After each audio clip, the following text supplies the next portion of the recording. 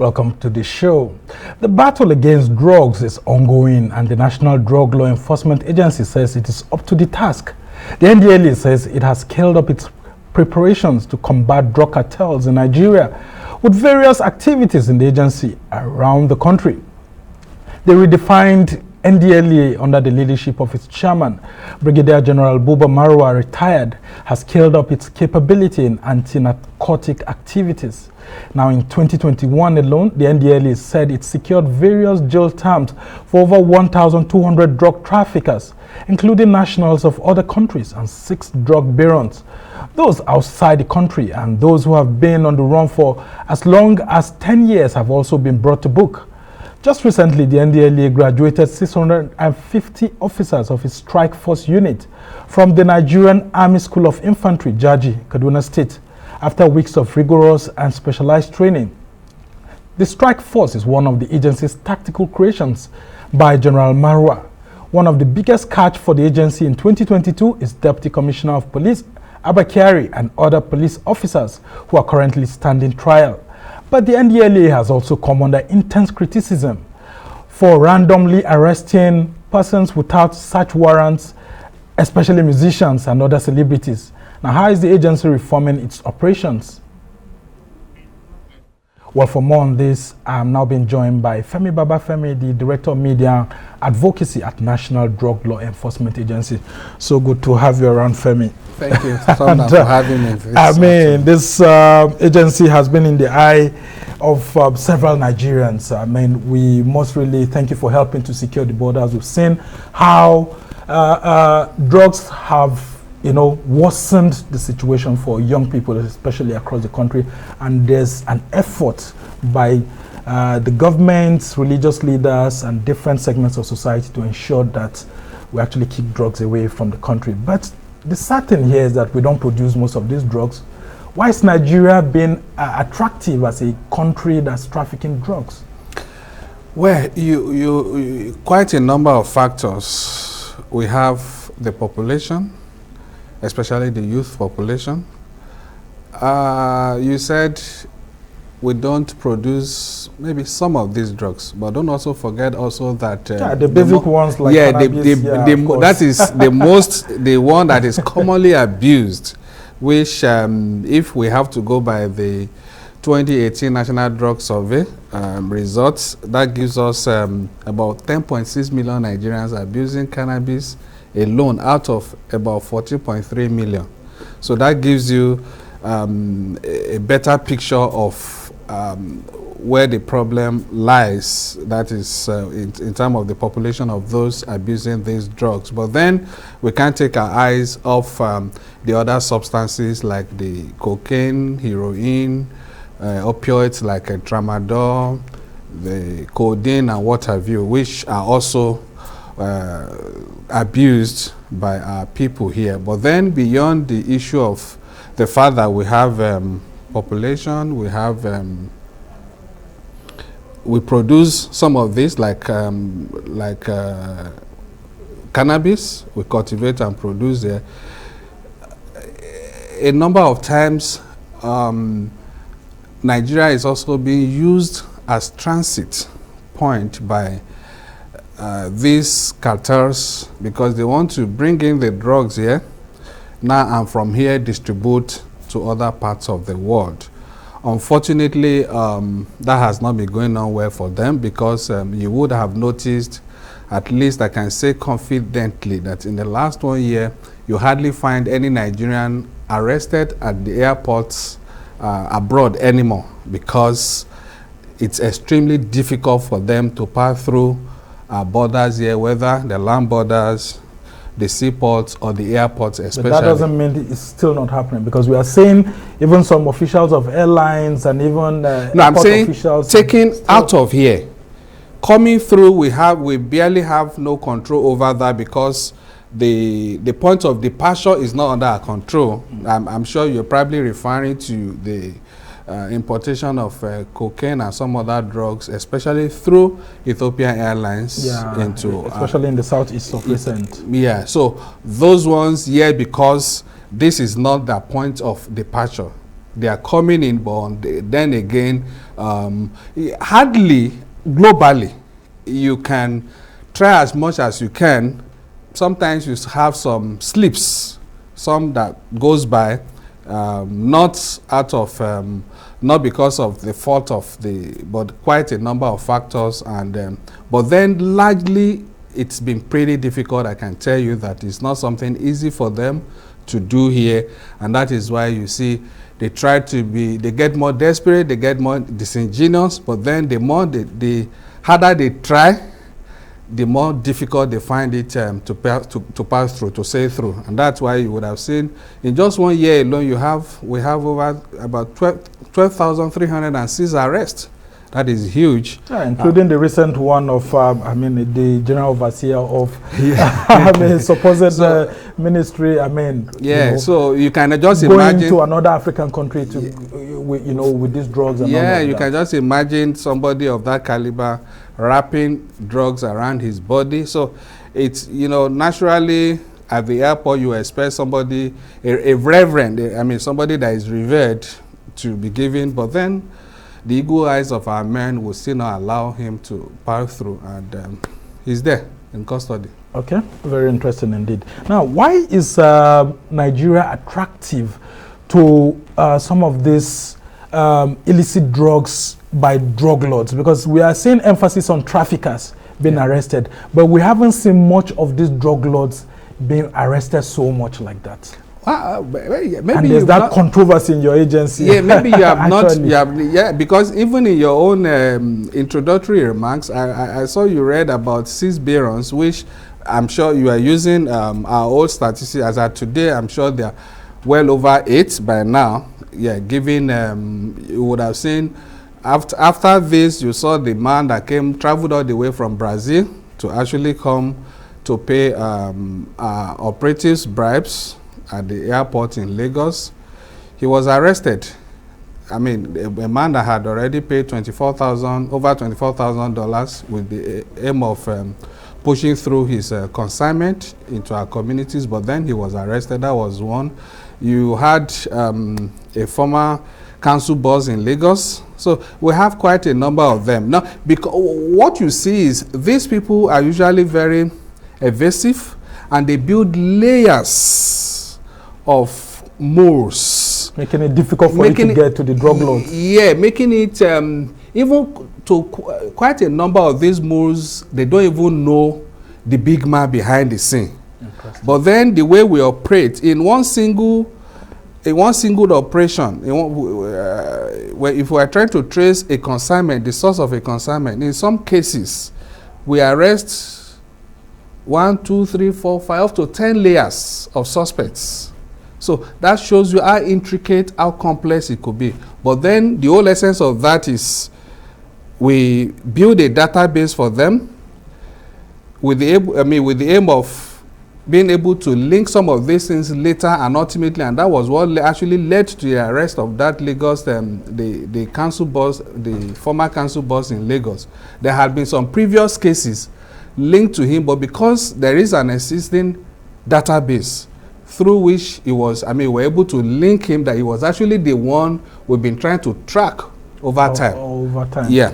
Interesting indeed. Now let's talk about the criticism that has come with your statement. You are saying the Ndlea officers don't need a search warrant. You went through the law on Twitter trying to educate Nigerians on that. A lot of us were actually surprised that you have those provisions in your law. Is the law. Being specific that all they need is the identity card. Is the warrant. The identity card is in the law because, come to think of it, let's be practical.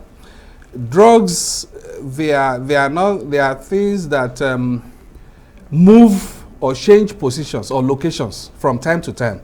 Let's assume at this moment we have drugs in your suit pockets and we need to recover that drug. I have to if I have to wait till we go to the court to obtain a search, a warrant, that drug may not likely be in your suit pocket anymore. By the time you come back with the warrant, you would have may likely have changed location at that point. So the people that drafted the law must have considered all of this because of the nature of the work. So that's why the warrant card, the identity card is called the warrant, is called warrant card. So with that, the moment you're able to identify yourself with it, is written there boldly. So how do we know that the cards are not forged, the identity cards? I mean, and one interesting thing I learned from that your educative post is that they can actually get into airlines too. Yeah. Airplanes that are about to move, vessels, and ships, vessels everything. And all of that. At the moment as I speak with you, we have 2 big vessels seized by the agency in Lagos. 2 heavy because they were used for this thing, and you know, some of these things, we rely a lot on technology, intelligence, as well as the help of our sniffer dogs and the expertise of our operation. I mean, the expertise of our operatives. So when we have information that so has number of things coming on board this ship or this airline, blah blah blah, we have the power to move into those areas and search and stop them from moving. Actually, yeah, where we discover them, we also have. That's why we are trying to educate people, that including owners of premises, owners of buildings, blah blah blah. You have a responsibility to ensure that your premises are not being used for dealing or trafficking or peddling of illicit substances. Very interesting indeed. And I wonder what passengers in an aircraft will do if the Ndlea actually ask an aircraft not to fly during your search warrant. Well, we'll just go on a short break. When we come back, we'll continue the conversation, including what the entertainment industry is saying as to what the Ndlea needs to do to reform its processes. You're still watching the Arise interview. Stay with us.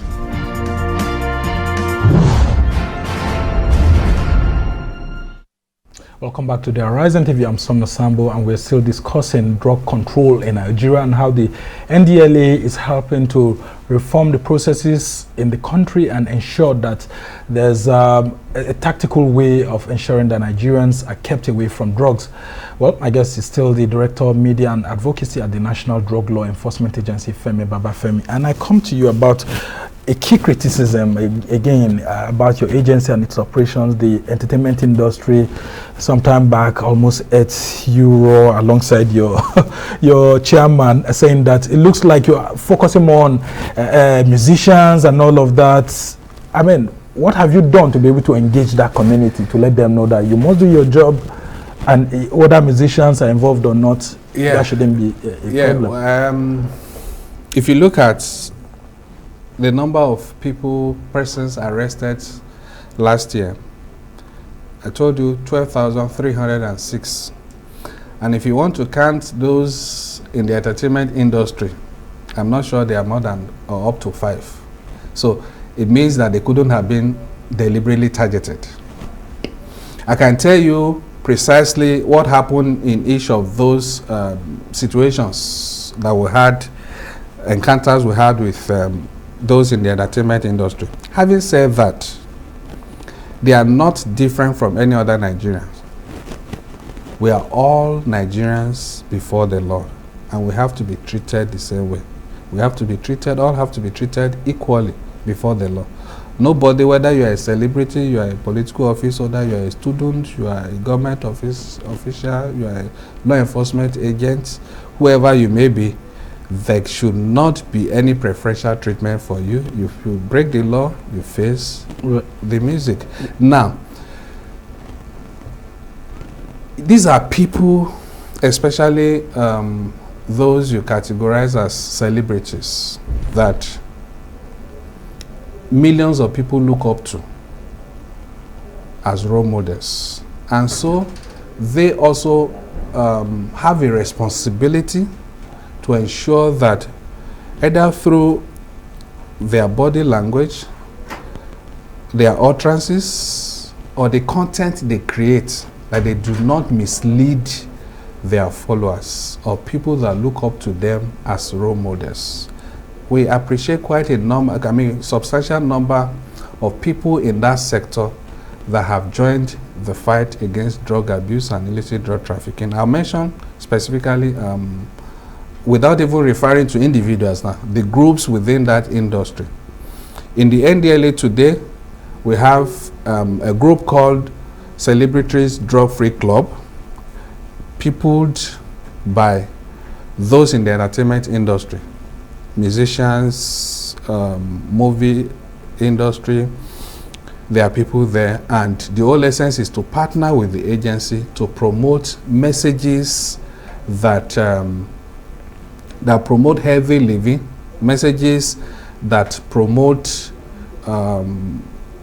information against drug abuse.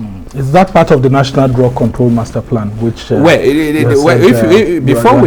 before we move into the drug control, the NDCMP, I also want to put it on record that the Actors Guild of Nigeria, which is a major component of the entertainment industry, we're also working. They've been here in Abuja to meet with the chairman, chief executive of the agency, to seek partnership, and these are all the things we're doing. Even before that, we had also made efforts to contact a number of them, to meet them, to talk to them, that as role models, as celebrities in the society, you have a role to play because of this situation. What we have on ground, we need to, as much as possible, share facts about drugs and save a lot of lives, rather than pushing out content and messages that mislead the young ones. Because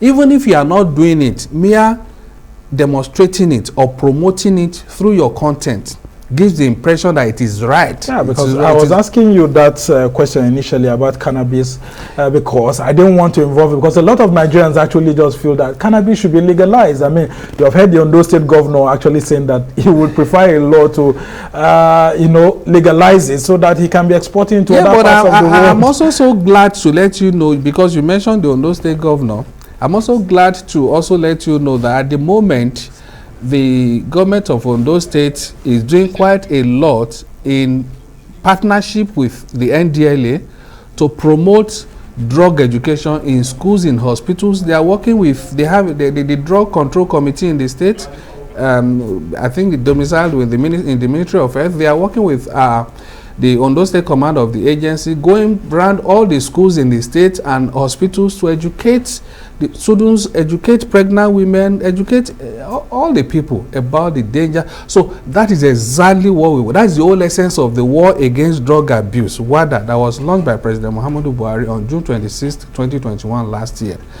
The whole essence is to mobilize all Nigerians to take ownership of this fight, so that whether you are a celebrity, whether you are in the entertainment industry, whoever you may be, take ownership of it in the interests of yourself, in the interest of your family, in the interest of your community, in the interest of the country as a whole. Yeah, that's some people will also tell you that some of these drugs, at least the light ones like they call them, also go along with the entertainment industry. Haven't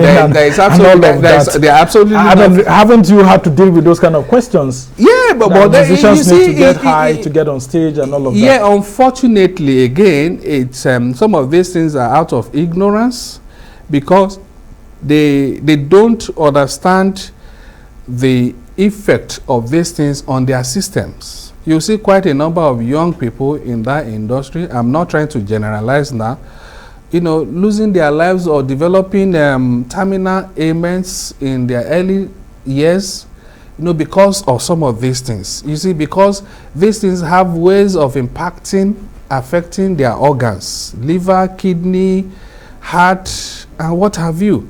And that is not the kind of society we want to have, where people in their productive years, age brackets, are losing it. Okay, so talk to us about the National Drug Control Master Plan now. Yeah. How is that master plan being implemented since it was launched last year? Absolutely.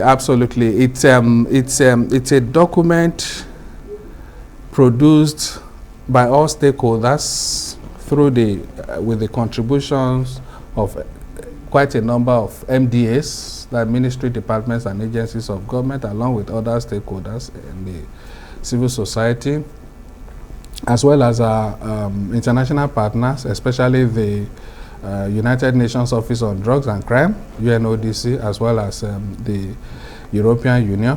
You have a document that actually gives roles, share roles to different stakeholders in a way that you don't need to wait till Ndlea says this is what you need to do.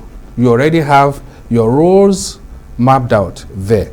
So you know what to do at every point in time. And we're still on all of that through the Interministerial Committee, the IMC. We're still meeting and developing strategies to implement all of these things mapped out. And I think so far that has been the best of the NDCMP master plan that has been developed over the years. So far, I mean, it's been adjudged that by our international partners because of how rich it is and how flexible and all-encompassing it's been. Okay, very interesting indeed. Now let's talk about the issue of Abakari. We won't go into the substantive court case that he has, but we'll go to the issues of his extradition or no extradition.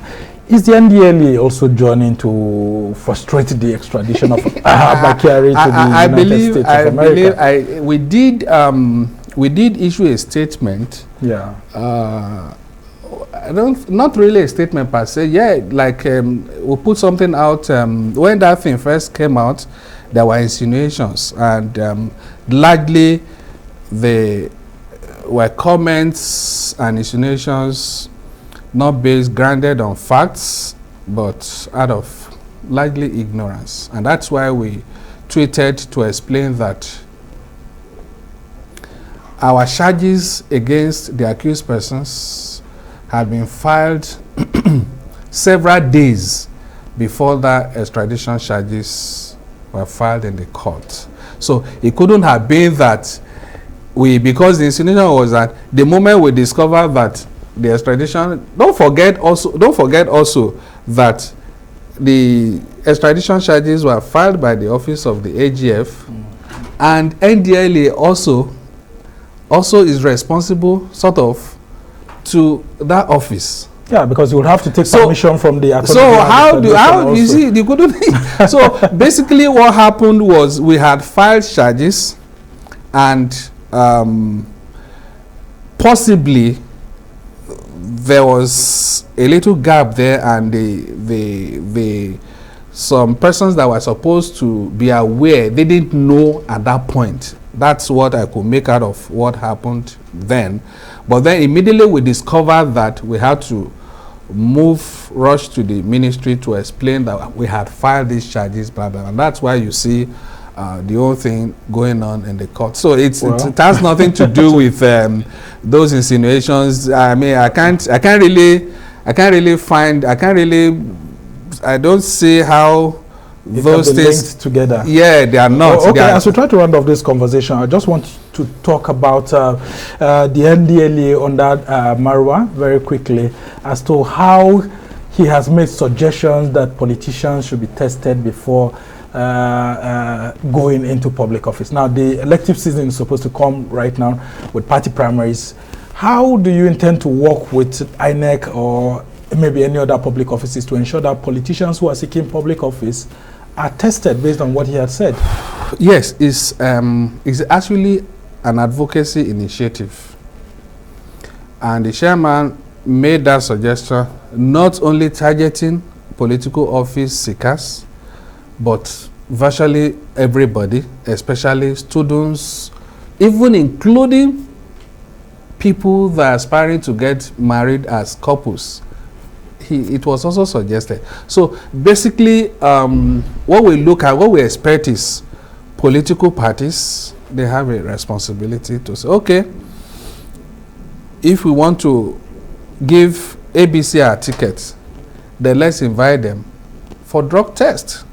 That way we ensure that the people that will be representing us are not the people that will get into office and divert our money to buy drugs, or they are not people that they are thinking, their minds are being controlled by psychoactive substances. That way, because if you are not in your own minds, if you are being controlled by psychoactive substances, there is the likelihood that you take wrong judgments, you do things you are not supposed to do. So just our own part of contribution to the conversation on how to have a better society. Yeah, and I'm sure I just wanted to know if this will become active as the election season draws very close. Yeah, we're pushing it as like I said, it's an advocacy, and you would have seen that some states have already adopted this. I can tell you for sure that at least I know of Kano that you can't get any political office in Kano as of today without undergoing through, and the way the Ndlea conducts this. So that is the way it should be. And the same thing we're doing with the schools. Quite a number of tertiary institutions have also adopted this, and is helping out. It's a strong deterrence to those who may want to go into drugs, because when you know that you are going to be tested, then you have to just stay out of it. Okay. And that way the demand for drugs would crash, will come down, and when there is no demand, there won't be supply. Very interesting indeed, and we can only wish you well. You have our prayers and our best wishes, especially as some of these states begin to support you with legal instruments also. Because just yesterday we read that Adamawa State is proposing a bill to support you. Femi Babafemi is the spokesman of the National Drug Law Enforcement Agency, a director of Media, Publicity and Advocacy. We must thank you for being on the show.